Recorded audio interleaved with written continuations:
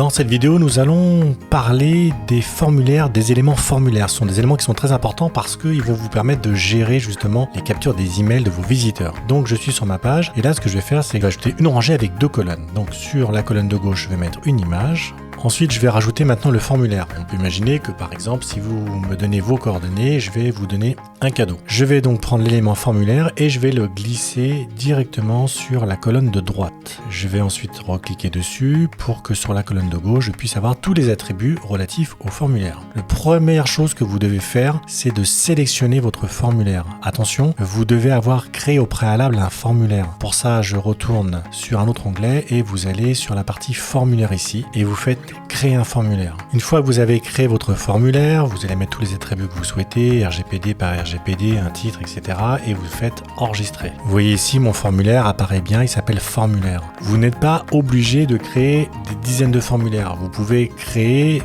des formulaires par typologie, par exemple des formulaires simples. Ça peut être par exemple un email. Vous pouvez aussi créer des formulaires uniquement que pour vos e-books, ce qui vous permettrait d'avoir des statistiques de l'ensemble des formulaires que vous avez mis sur vos e-books. Donc moi j'ai créé mon formulaire qui s'appelle formulaire. Vous voyez, mon formulaire apparaît bien ici. Donc je le sélectionne, comme vous pouvez le constater, mon formulaire apparaît bien. Et c'est très important, il va falloir que je définisse ensuite une action. Qu'est-ce qui se passe quand la personne va rentrer son email? Il y a 2 options possibles. Soit j'affiche un texte de remerciement et au clic, je marque par exemple merci ou une information. Ou alors je vais directement demander après le clic de faire une action, c'est-à-dire d'aller par exemple soit sur un tunnel de vente, soit d'aller par exemple sur un lien externe. Pour le coup, ce que je vais faire, je vais moi le rediriger sur une de mes pages. Donc par défaut, je vais lui demander d'aller sur l'étape suivante. Encore une fois, si vous avez un doute et que votre tunnel de vente a plusieurs pages, vous pouvez spécifier une page en particulier. Donc vous voyez ici, j'en ai qu'une, mais je pourrais en avoir 2, 3, 4 ou 5. Après, vous allez pouvoir définir la largeur du formulaire et vous allez pouvoir ensuite maintenant personnaliser le bouton.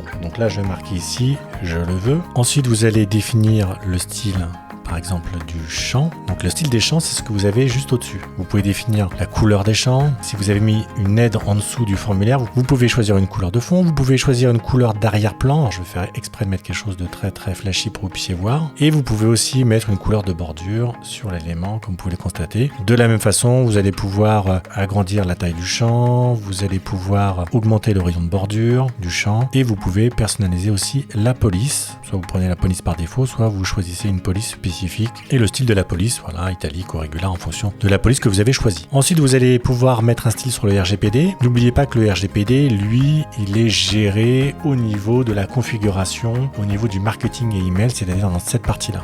Vous devez au préalable avoir créé votre RGPD pour que vous puissiez le sélectionner dans le formulaire. On va maintenant définir le style du bouton, c'est-à-dire que là, je peux maintenant changer la couleur de mon bouton, je vais pouvoir augmenter son rayon de bordure, je peux définir aussi une taille de bordure, je peux définir une couleur de bordure et ensuite vous allez pouvoir définir la largeur du bouton et puis vous allez pouvoir aussi mettre une marge interne. Ensuite vous allez pouvoir pareil modifier le style du texte, je peux mettre une taille et je vais surtout pouvoir agrandir le texte pour qu'il soit bien visible. Je vais de la même façon pouvoir ajouter pareil une ombre ou pas. Ensuite vous pouvez gérer l'alignement du contenu. Je peux appliquer pareil une marge interne ou une marge externe. Donc n'oubliez pas que sur la marge interne, c'est ce qui va se passer à l'intérieur. Donc vous voyez, si je rajoute par exemple ici 10, vous voyez que ça a appliqué 10 partout à l'intérieur du filet, alors que la marge externe à l'extérieur du filet. Ensuite, vous pouvez définir est-ce que cet élément doit être visible sur le mobile, tablette, ordinateur ou au contraire, est-ce qu'il doit être visible uniquement que sur l'ordinateur et la tablette. Et enfin, vous avez un attribut HTML qui va servir d'encre, c'est-à-dire que vous pouvez tout à fait avoir votre formulaire tout à la fin. Vous pouvez mettre un bouton tout au début et au clic de ce bouton, ça me ramènera directement au niveau de l'attribut HTML qui est ici. Donc ça scrollera directement tout en bas de la page. Une fois que votre visiteur,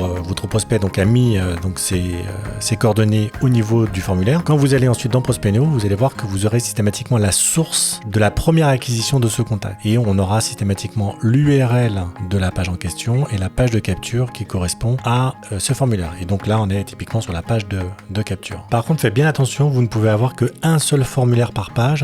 Donc c'est pour ça que quand vous arrivez sur une page et que la partie formulaire ici est grisée, ça veut dire que le formulaire est déjà présent sur la page. Donc c'est tout à fait normal. À chaque fois que vous allez mettre un formulaire sur votre page, l'élément formulaire sur la colonne de gauche va être grisé.